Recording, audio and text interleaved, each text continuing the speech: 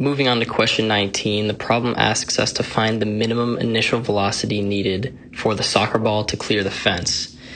And so this, just immediately looking at the problem, we can see it's going to be a kinematics problem. And it's going to involve this equation that I've written out down here, which deals with distance in kinematics rather than velocities, because we're solving for distances here, both vertically and horizontally. And so the first question we have to ask ourselves is, what do we want this angle theta to be right here?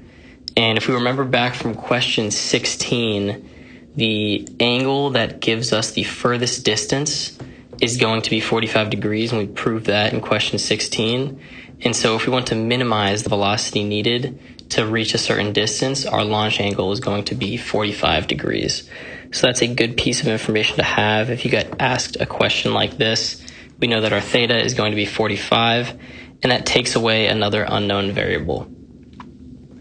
And so using this kinematics equation that I have written out down here, we can write it out for both the x and the y direction.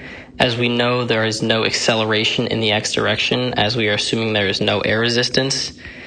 I also assumed that gravity is just equal to 10 meters per second squared to simplify it, but if you want to use 9.81, more power to you. So our x position is going to be equal to v naught, and it's going to be cosine of phi times our t, and there's no acceleration in the x direction. And then our y position is going to be equal to v naught sine of our phi times t minus 1/2 gt squared, because the force of gravity is going to be pulling that ball down towards the earth. As I mentioned above, our phi is going to be that 45 degrees. And so let's start plugging in some numbers that we know and see where we can get. Substituting some numbers in for our x equation first, we have 450 meters, which is our x distance we're trying to reach, is equal to our v naught, which is what we're ultimately trying to solve for, cosine of 45 times t, which is also an unknown at this time. Then plugging in our y equation, we've got 10 meters, which is the height of the fence, is equal to v naught sine 45 times t minus 1/2 gt squared. Then we can solve for our cosine and our sine 45. We know that those are both radical 2 over 2. So let's write that out here.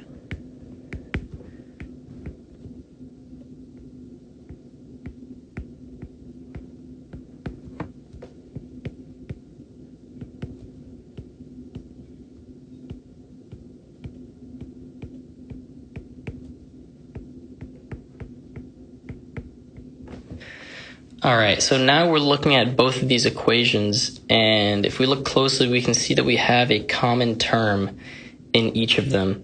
This right here, we've got our v naught times radical 2 over 2 times t. And so what we can do with that common term is we can substitute and then try to solve for this t right here in the y equation. And so to do that, we know that in the x equation here, that entire term is equal to 450 meters. So we can take that term in the y equation and substitute it for 450 meters. So let's do that right now.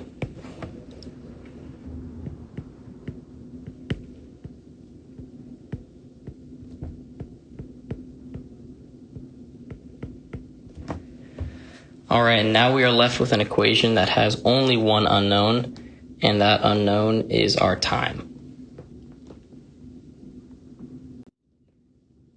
Rearranging the y equation to solve for time, we can start by moving this 450 meters over to the other side, getting negative 440 meters.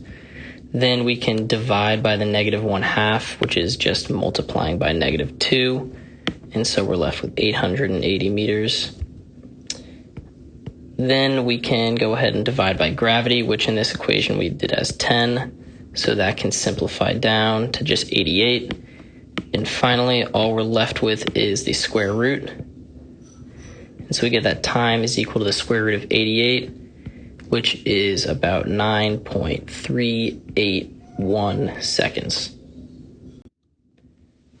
Now that we got that value for time, we can take that and plug it back into our x equation, which only has both time and initial velocity as the unknowns, and use that equation to solve for our initial velocity, which is what the equation initially asked for.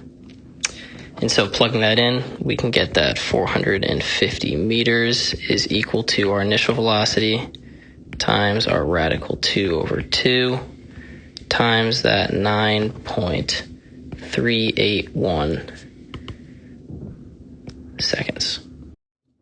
Finally, rearranging this equation here, we can get that our initial velocity is equal to 450 meters divided by radical 2 over 2 times 9.381 seconds, which comes out to be just about 67.84 meters per second.